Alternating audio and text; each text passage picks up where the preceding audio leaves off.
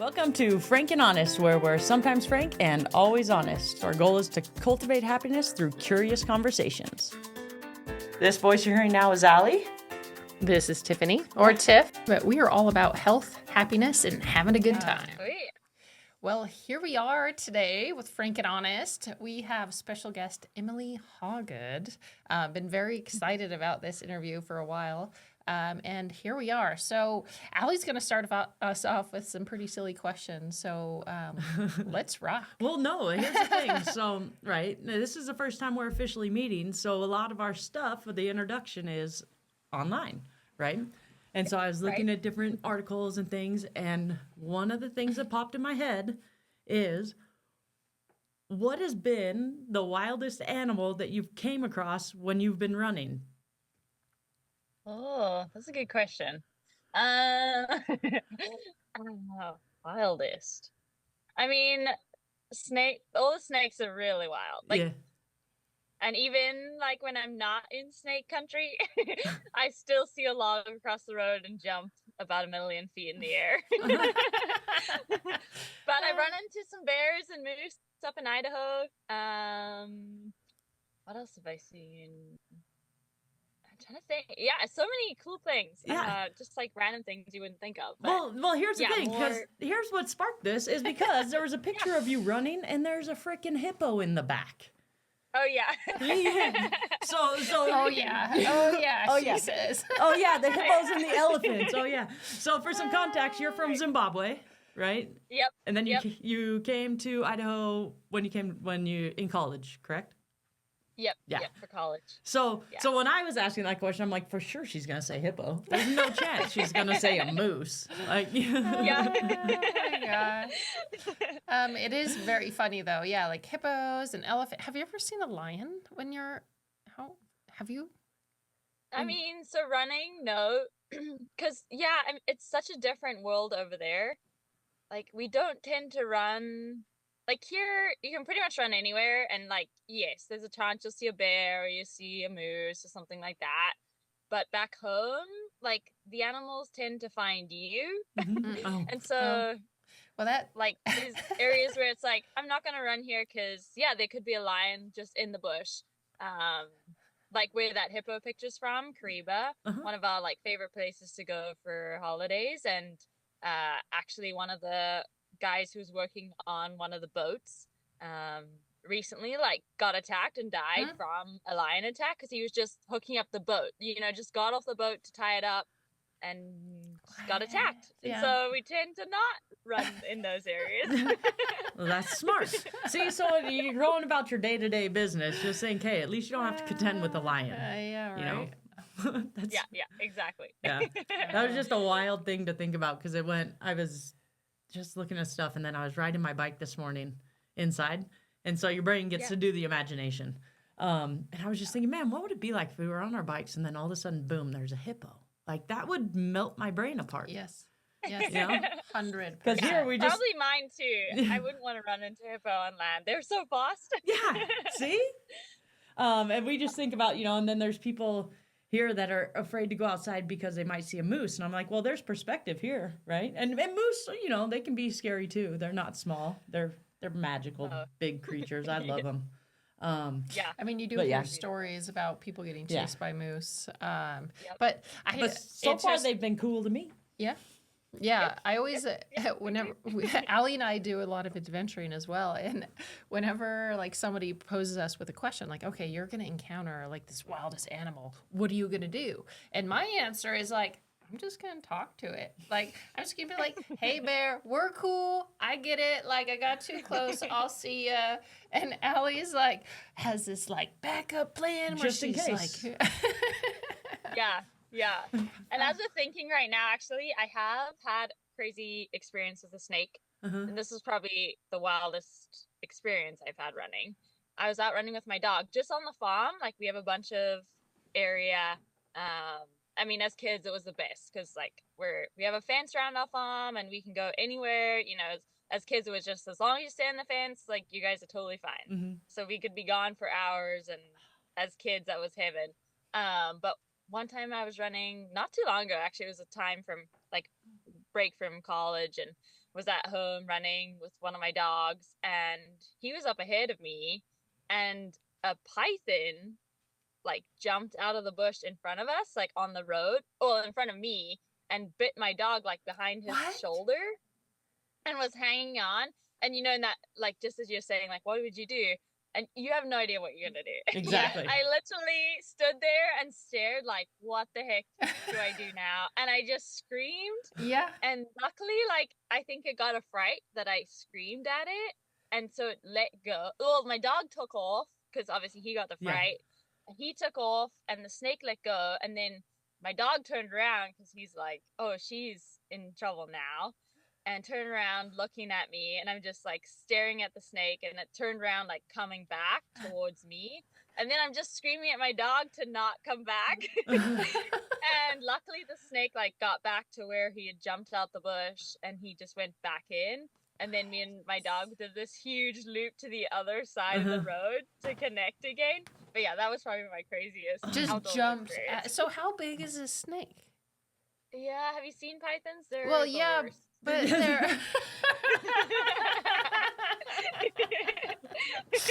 I've never seen that happen though in real life. Like, of course, in a zoo or something like that. But I've never seen a python in the wild. No. Ever. Yeah. So to imagine one jumping out at it, like that's what they do. Yeah, I would be freaked out by snakes. Like when we're asking these questions. Okay, I get it. Because like a hippopotamus, you can see it, or an elephant's and there's a danger there, but.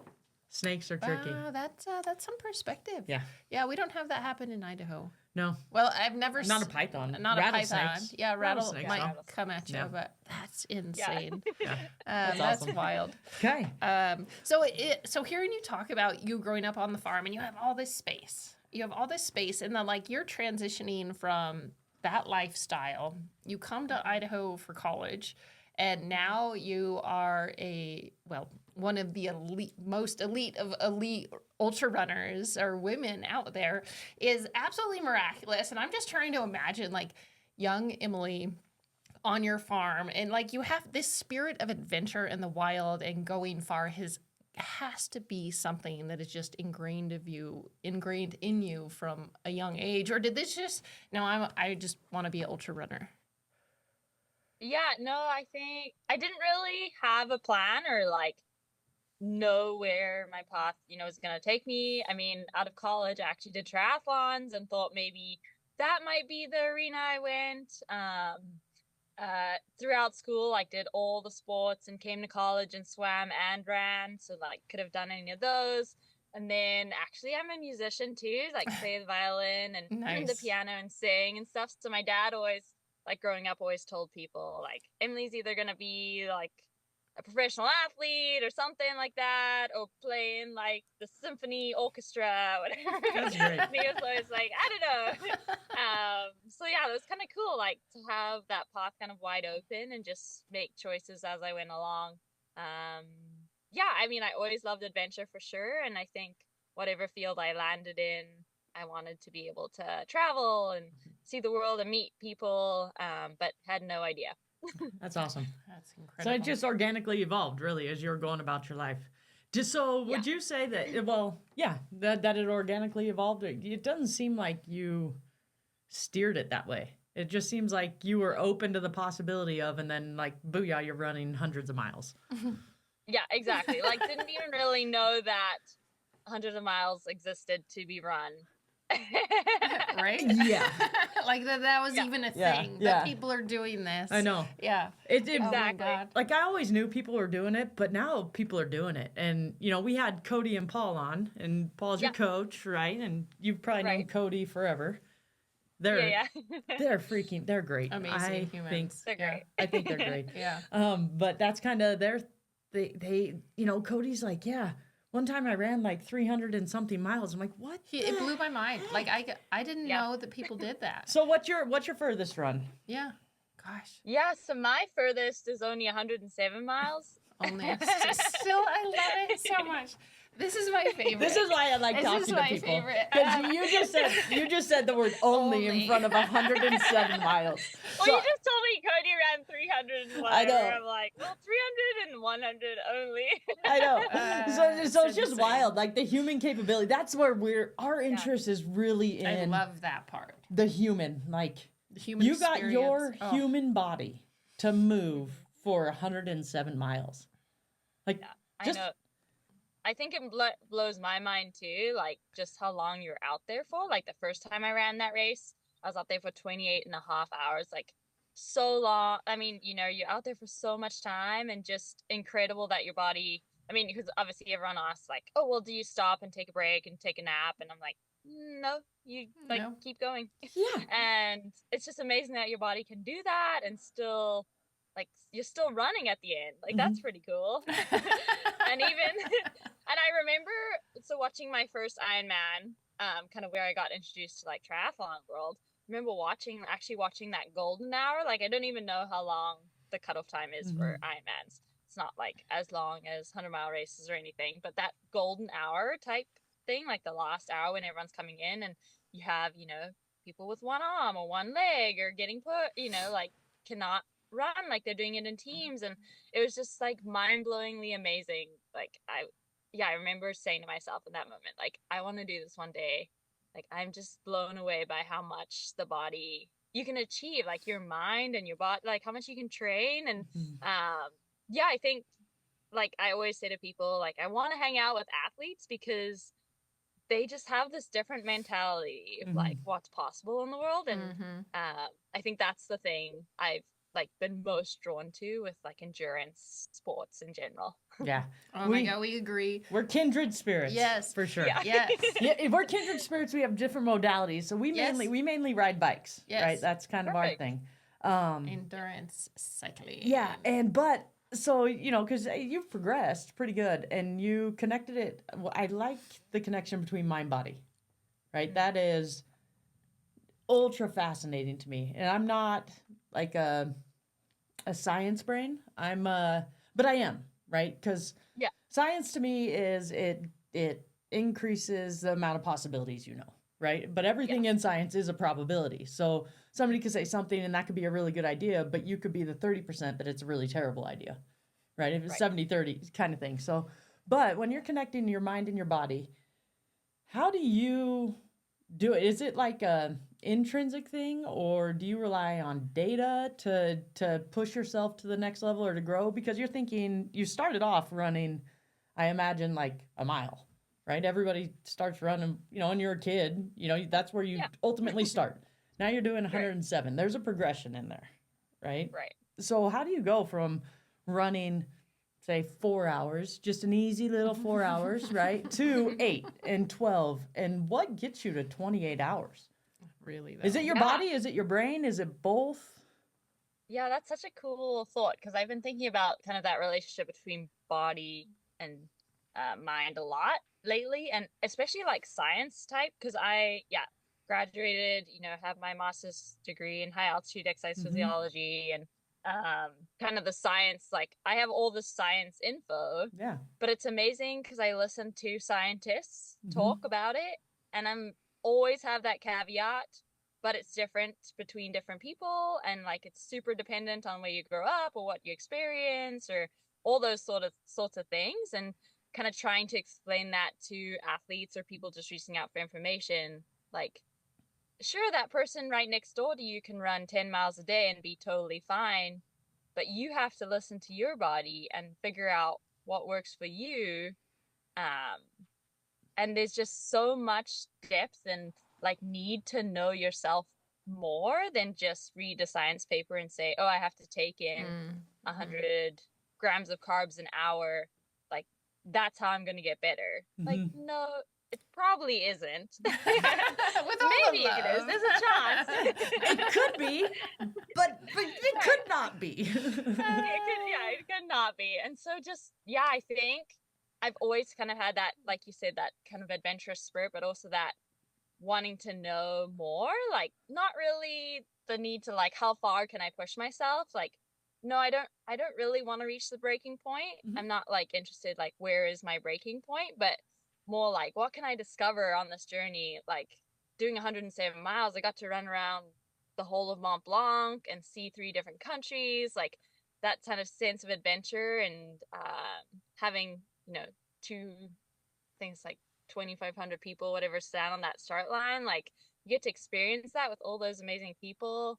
I think that kind of is what draws me to kind of doing not more, but Yeah. doing something different or, yeah, getting to be on those type of adventures and, yeah. That's cool.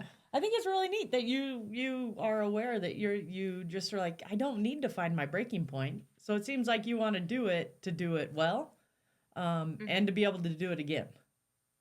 Right. Yeah. I like I tell everyone I want to run when I'm 80. So Mhm. Yeah. Yeah. So you got to Let's think make about that that. happen. Yeah. Yeah. Have you always been like that, or has that been an evolution with the distance? You know, as you've been going further and further, do you have has it changed? Or when you were young, were you just like, no, I'm just going to burn the bridge down and see where we Yeah. end up, you know? I mean, I think like I never really knew that, you know, running around 100 miles or whatever was what people did, or even running for multiple days, or like, I think I never really thought about the competitive side of it, even though I was in the competition. Like I would randomly do like something called Iron Will in high school, which was pretty much just a bunch of friends. Like I think there were 3 of us together in a team, and it was just like 3 or 4 days of racing, but we'd do different things, like, you know, hike for 2 days. And it is racing, like you're competing with other teams, but it was so much more about the camaraderie and like building each other up. And it was so fun. Like I had friends, and yes, on bikes, but bikes to me always they do have a breaking point, and I always seem to find it. Like my 2 teammates on one of the races like pushed their bikes for so long I don't Oh, even know. that's awesome. But yeah, I think kind of that like option, you know, to just like do more and explore and Hmm. yeah, be out there a bunch. Yeah, Yeah, so cool. that's so neat. It is. I love it's very fun to hear you talk about running, and also to hear the perspective when we talked with Paul and Cody.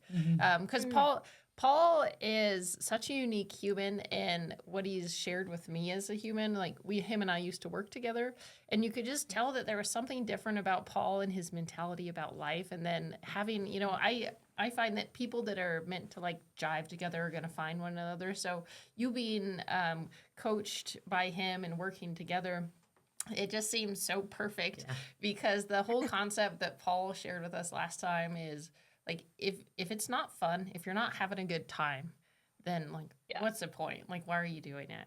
And one of the things I love about, I just, you know, looking at your social media and all of the things is that is there ever a time that you don't have a smile on your face? Like when Emily has a bad day, I'm like, or maybe, you know, you don't ever see that side, but it's incredible to think about that, because the journey to watching you grow it's just cool. It's been very fun and inspiring, but I love that part about how happy you are all the time, or so it seems. I'm sure there's other days, but maybe less and less over time. Oh my gosh.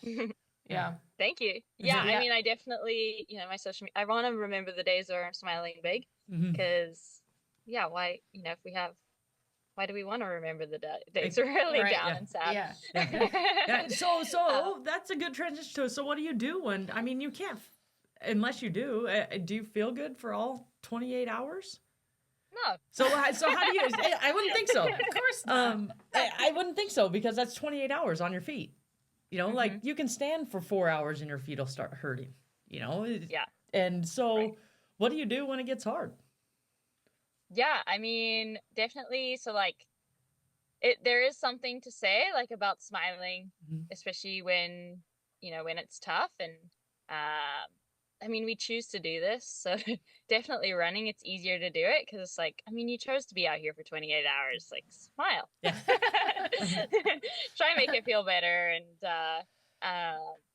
yeah, I think just trying to be in the moment and like really appreciating where you're at. Like I remember telling a friend who was really hating where he was at in a race, and yeah, I can't remember how long he had been out there already, but maybe 16 hours or something. But he's running through Switzerland and like complaining and telling me he's going to drop in the next aid station, didn't know what he was going to do. And I just like remember turning to him because like I was trying to think like, what do you say? What do you say to get someone to keep going, whatever. And I remember just turning to him and being like, dude, you're in Switzerland. Like, appreciate that. Yeah. Yeah. Like when everything else feels terrible, just like remember where you're at. Yeah. Yeah. Look around, right? See what's happening. So yeah, I anticipate you do that with yourself. Right. So I do that a lot with myself, and also, the competitive side to me, it's like as big as you can smile in an aid station, like fool everyone that you're feeling incredible. That way they tell their people. Emily's feeling good. You better. Yeah, because like they'll be updating the social media, like Emily came through, like if you're crying or something, and be like, oh, I mean, people behind her are gonna catch her in like a second, but if you have a big smile on your face and you look great, it's gonna be like, oh, it's gonna take a lot of work to get her. Yes. That's so awesome. That's such a good strategy too.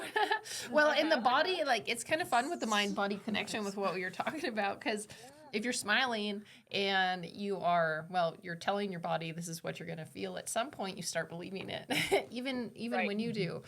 In that mind body, I do a lot of yoga. So there's that massive connection between mind body energy. And what I find is, yoga is one way to do things. Cycling is another, running.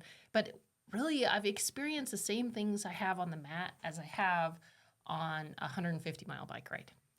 And running, very similar. It just, running is, it hurts different.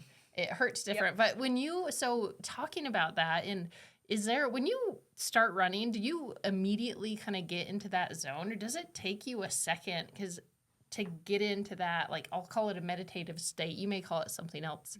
But yeah, does that happen pretty quickly for you? And you're just like, bam, I'm there? Or is it an evolution over the 100 miles type of deal? Yeah, I think in 100 miles, especially 100 miles or, long, it definitely, like, you go through everything. Mm-hmm. So, yeah, you can be, like, really excited and, like, oh, I'm out here, like, bouncing along the trail, feel great. And then you can feel, like, terrible, get into the, like, Paul calls it my, like, plodding state, where literally I am just putting one foot in front of the other, like, trying to move forward.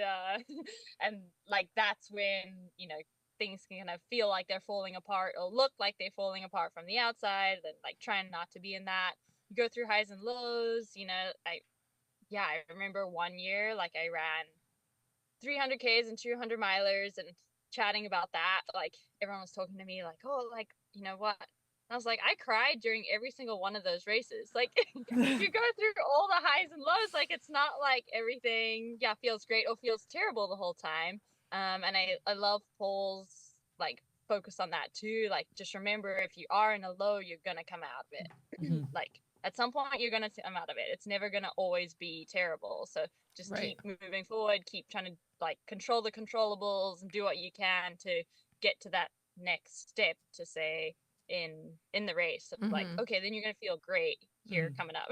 Yeah, and totally. Keep believing that, even if it never actually comes. Yes, you have to believe it, because if you don't believe it, you like are just kind of stuck in the suck. Well, that's probably why people quit. Yeah. Right? Oh, I'm sure. If you never think it's gonna get better, why would you keep going?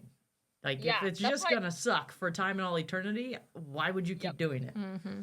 Yeah, and that's why it's so important, like on your like support crews or whatever, to have the people that do actually, even take you to the side and say like, hey, like this, you can come out of this. Sure, if you're injured, maybe, okay, you're not going to come out of it really quick, within a race time. But like, honestly, like on some races and stuff, like there's so many people that are like, I just wish I'd taken a nap or sat down for an hour and like eaten and gotten my stomach to turn around. Like you have all this time to really turn things around. But yeah, you need your person to say like, hey, like don't quit right now. Like you can still come out of it, or make that decision for you. Because when you're in your own mind, sometimes it's gonna be like, oh no, this is the worst. But because the mind is interesting when we go through different cycles. I can relate on the bike. I'm sure there's similar things in a run, but it's like So the evolution where, yeah, you have thoughts or things, but the mind will be telling you things that you don't necessarily want to listen to, and choosing what to listen to and what passed through and what to hold on to. Also mantras. Do you have mantras when you're running, that like some words that you say to yourself or anything like that that will help you put you like in a different state to flip back to the good? Yeah, I mean, I'm a person of faith for sure, and so really trying to like take in what's around me has been kind of a really good guiding force. You know, if it's like sunrise or something, kind of seeing that can really bring me back to the present. And then for the longest time on like this part of my wrist, I always wrote like God bless, and then put little footsteps right there, and kind of just seeing that was always a good kind of reminder, like what I was getting to do and like where I was getting to be. And yeah, kind of guided me back to that.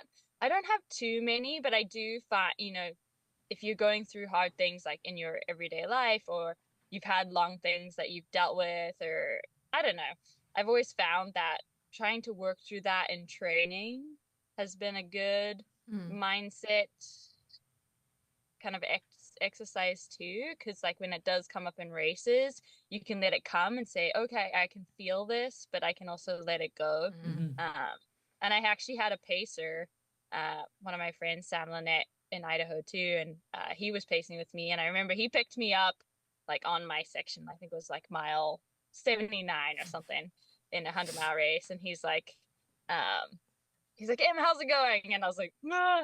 Everything's terrible. And then I like, you know, like went through everything. And I just remember him turning to me, and this has been such a good message to kind of keep close. Because every time I've fallen into the trap of like feeling sorry for myself, like he listened to me. He let me just tell him everything. And then he's like, I hear you. Like, that's all valid, but like we cannot deal with it right now. So just let it go. And it's like, work through this next 20 miles, and then we'll come back to that at the end. And that was such a good thing of like, okay, I was heard, I dealt, or I let it go, and then now I'm here, now I can run. Yeah, to bring it back. That's awesome. It's a let it go, like get it all out there. Okay, can I do anything about it now that I really want to? No. Okay, let's save it for later. If it comes back up, maybe it's important. If it goes away forever, that's fine too. Yeah. So okay, I'll preface this with, I sent Cody a message this morning. I was like, Cody, okay, so how would you introduce? Oh yeah. You know, and he's like, well, I would say that she's one of the most consistent people, and she really believes in the mission, right, of what she's doing.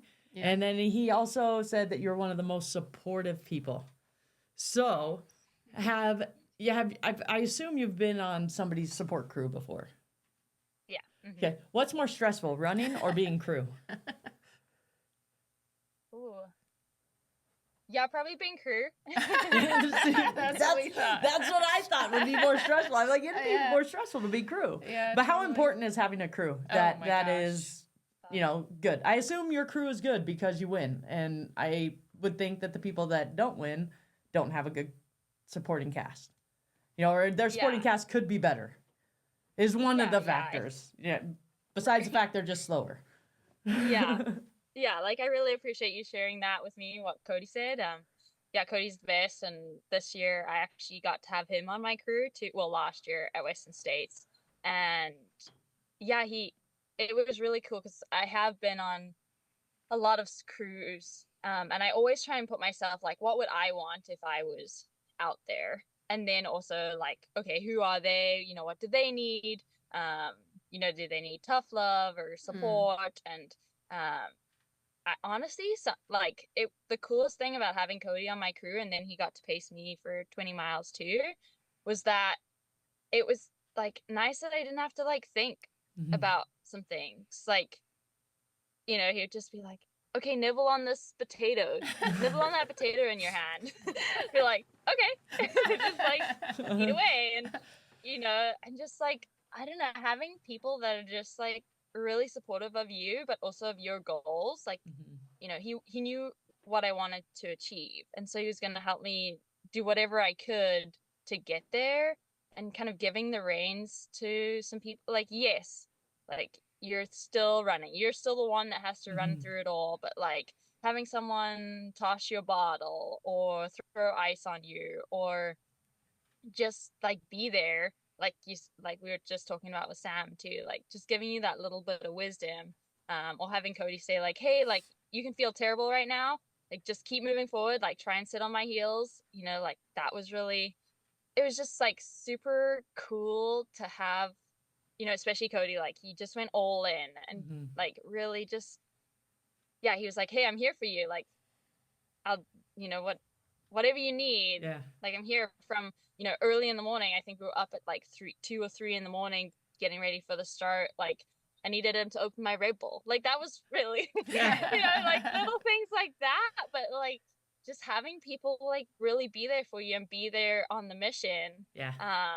That was so cool. And yeah, I really hope that every time I get to support someone, like I get to be that person too. And I love that in like your lowest of lows and your highest of highs, people can like support you and come alongside you. And I think it's such a good like learning curve for life. Like if you let people in and you share both the highs and the lows and let them share both the highs and the lows, like you guys can support yourself and achieve so much more together than probably you could on your own, just from like either that experience side, like having Cody who'd raced the race before and had, you know, all his years of incredible performances out there, come alongside and kind of work together and really, achieve that together. That was so cool. I never really get to a finish line and feel like I've done it on my own. That's like awesome. I always feel like I've had a big support crew. And even if you're actually out there on your own, like having, you know, friends check in with you from a million miles away is so special and so cool. And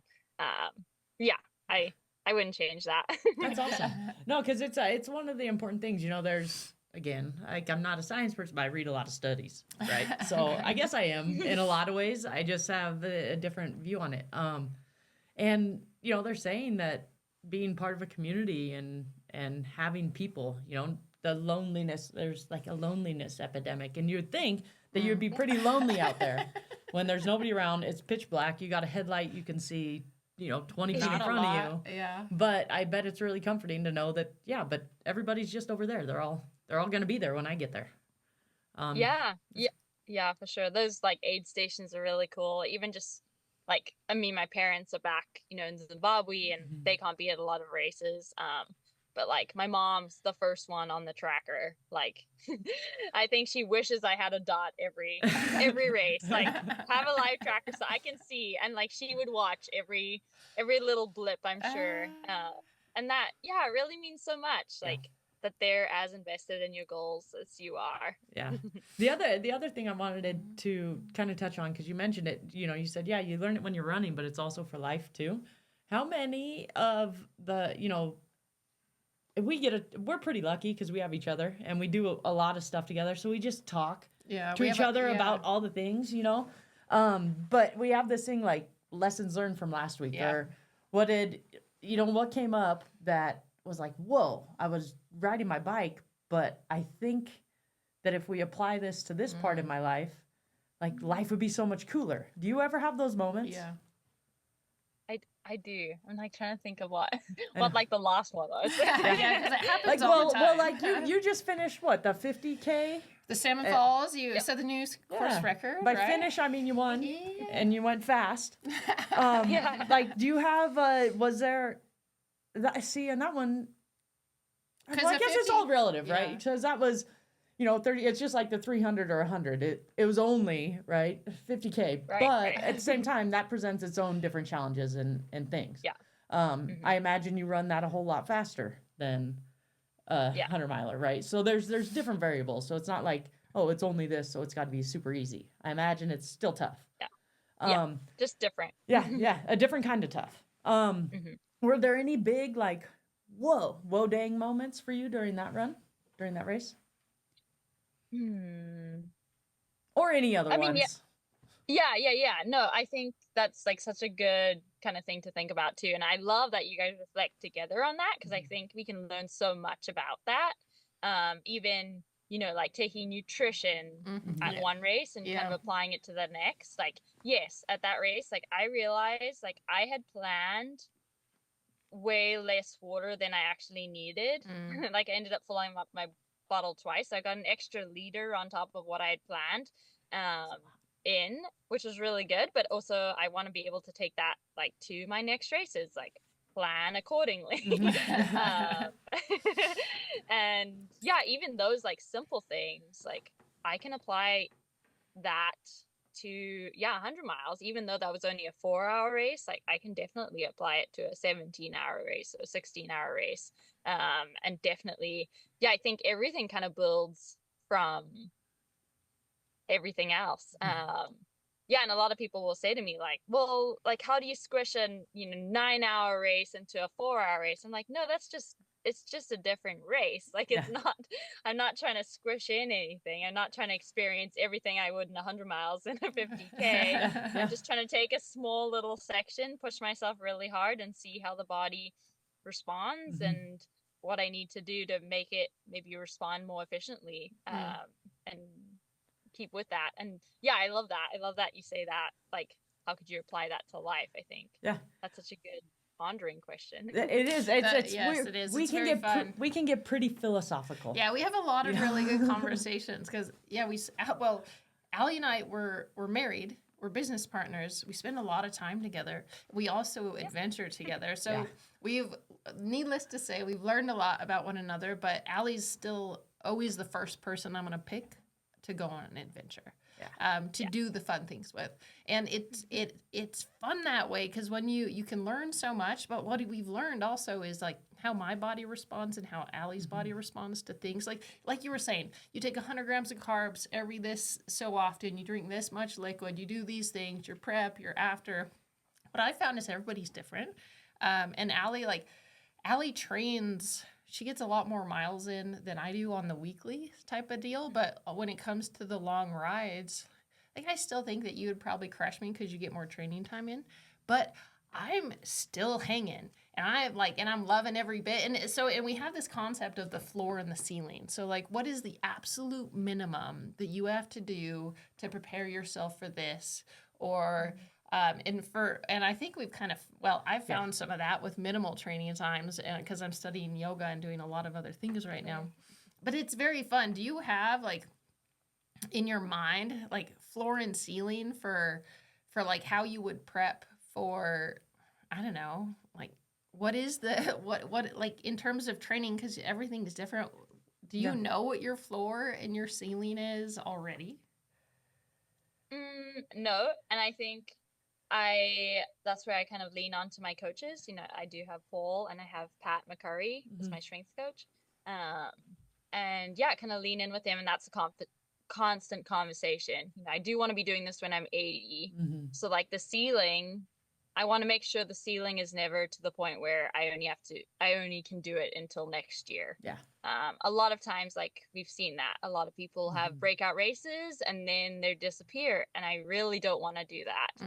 That's kind of like my guiding light. And I can say that to Paul, say that to Pat, like, hey, like, so Pat is my strength coach, so like the floor is every single day I have a 10-minute routine called slow and low. And I do that every single day because I know my body cannot function properly without it. Otherwise I'm, something's out of alignment, or I feel the strength kind of fade away if I'm not doing it. Those sort of things. And like, kind of that's the bare minimum, but also like getting in food. Nutrition. Adequately during the day. Just like staying strong and healthy that way is such a like core part of being an athlete. And the ceiling, we constantly kind of push it, but I really want to be able to run like I am right now for as long as I possibly can.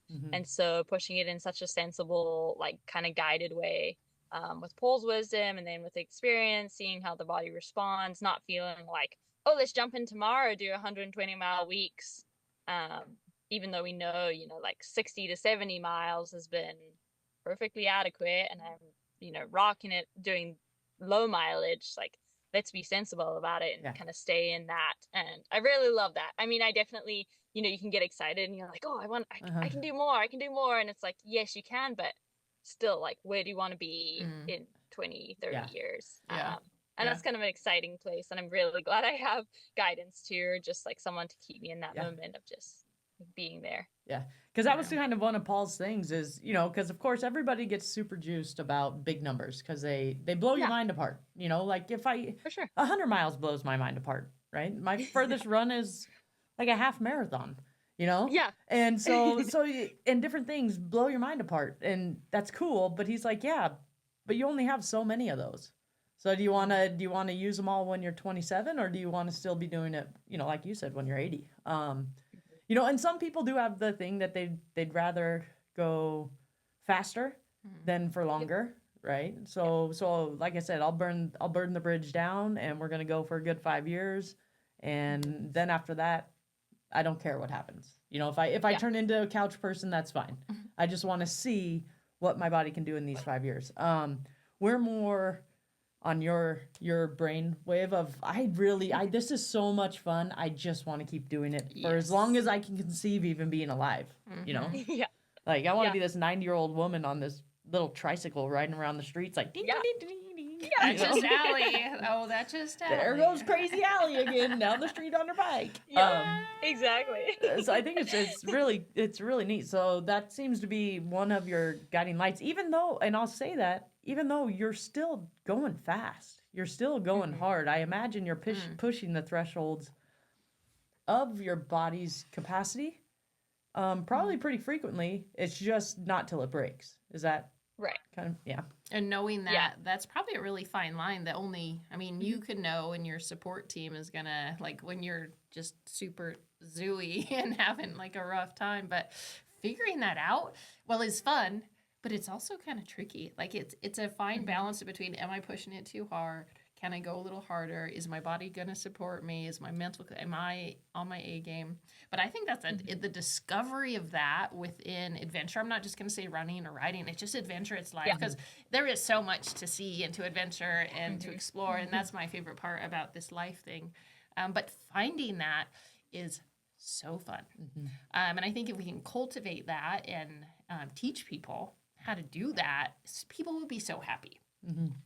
They would be so happy. And that's, to me, that's kind of what it's all about. If you can find that thing that makes you happy and you can apply that, even if it's something that you don't get to do like every day, all the time. I mean, we're fortunate that we get to do this together. You're fortunate that this is, it's a lifestyle for you.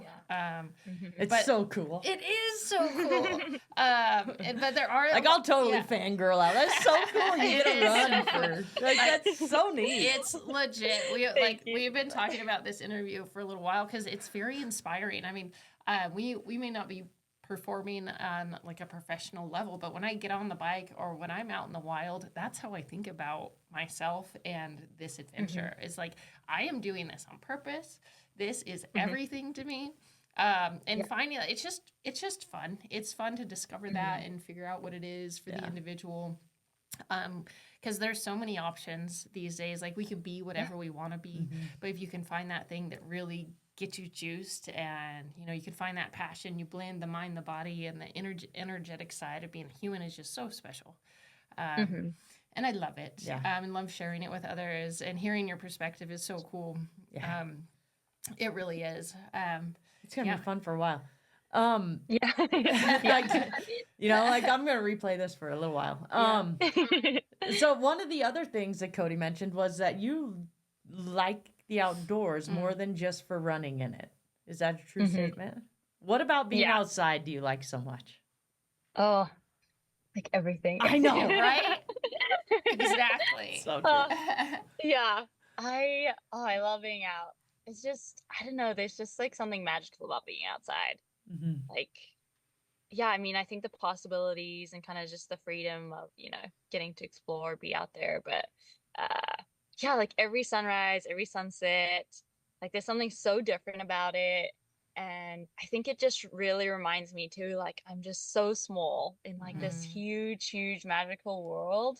And I think that just, yeah, is that constant open door possibility of like what's outside, what's out there. And like I know such a little bit, like, yes, traveled the world and seen so much and explored so much. And I mean, finding trail running and being out there actually exploring on my feet has also opened the world. Like I lucked out with having my parents that love to travel too. Yeah. I live in a very small country, Zimbabwe, like, and they just made travel such a priority in our lives and took us adventuring from when we were really little. And that was super special and really opened the doors to us. But it's amazing since I found trail running and now travel to new places or back to those places that I went as a kid. Like it's so different finding it on your own 2 feet. Oh, like yeah. exploring it on your own 2 feet. Like yes, traveling on a train is great and flying is great and going to spot little restaurants, whatever, but actually just like opening the door and being like, oh, I'm going for a run. I don't know where I'm going, but I'll figure it out. Like I love that so much. And Cody and Paul and being in the mountains, like they really opened that door too of just like what's out there, like what can we find, let's go hunting. Or I like joined them for the longest time just like as a packer and as a spotter, like, and everyone's like, you just go. I'm like, yeah, that's the coolest part. I just get to go. Yeah. Oh my and gosh. take it all in. Yeah. Yeah. So I really do. I love it. And just being outside is so special. Yeah. It's the best. It's my favorite It place to is be. the best. And even, and I had to adapt to, I bet you did too, because I reckon there's not much snow in Zimbabwe. Zimbabwe. None. Zimbabwe. Yeah, Zimbabwe. we've been saying I it. was Yeah. saying it wrong. This is You're good. saying it right. Okay. But whichever way. So, adapting to the cold, but even that is a fun. I anticipate you probably think it was fun to figure out too. Like how to be in any environment outside and like it.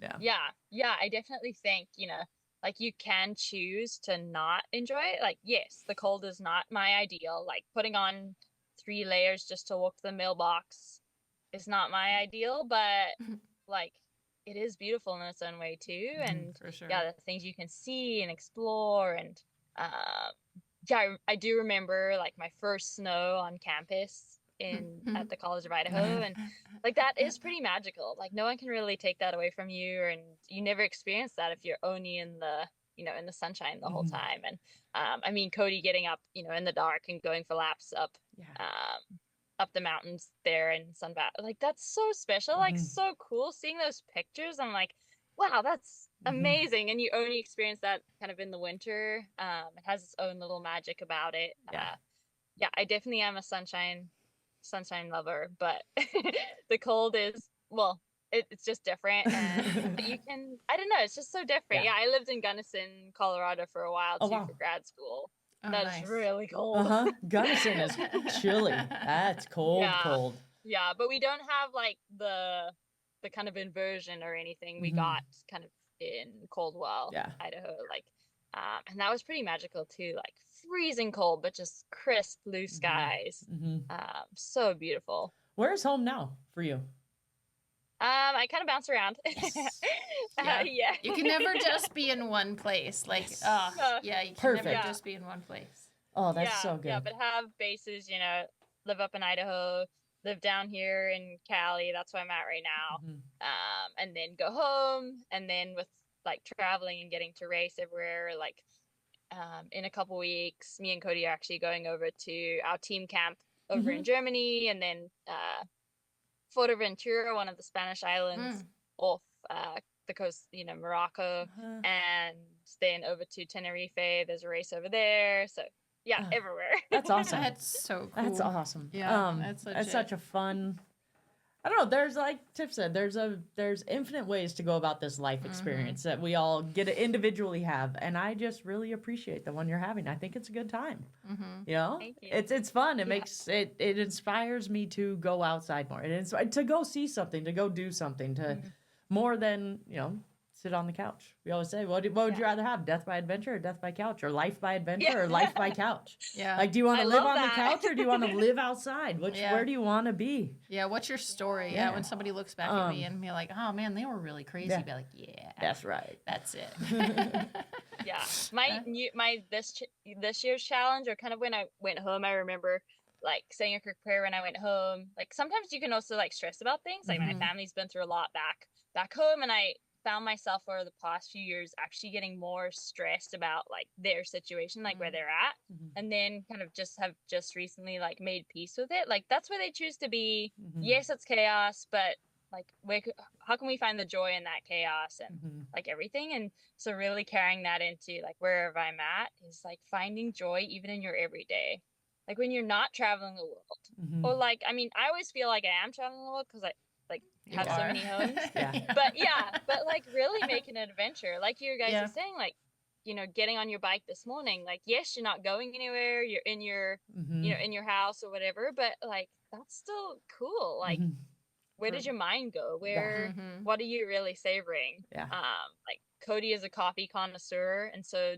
you know he shared pictures of his coffees around Australia. And that was really cool. But like I'm excited to see his coffee from home. Like, that right now, like that's still such a cool moment. And I think finding that real joy and like creativity and magic in those simple moments is like makes it even more special. Like how can we do that in our daily lives? Like find adventure now. So you're not always thinking about where you're going next or your next adventure. Like find your adventure in today. Oh, that's so wonderful. I'm so glad you said that, because adventure isn't just like going into the mountains or going on this big, like intense cardio adventure, or this physical thing.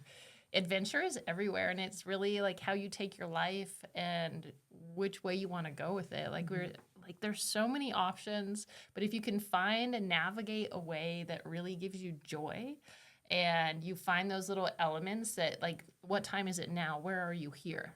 And you just take that into life, you get there's just so much love and gratitude within approaching life like that, where you can turn everything into an adventure, even in the parts that are sucky, right? But they're part of it. And when you have somebody that you can share that with, that supports you and helps guide you, whether it's a mentor, a partner, a friend, or whatever, it's still all part of the journey. And having that, like how it, from your perspective, even if the three of us would go on an adventure, we're all going to see things from a different perspective. And our story is going to be entirely different, because our focal points, what we're experiencing and what our minds are doing.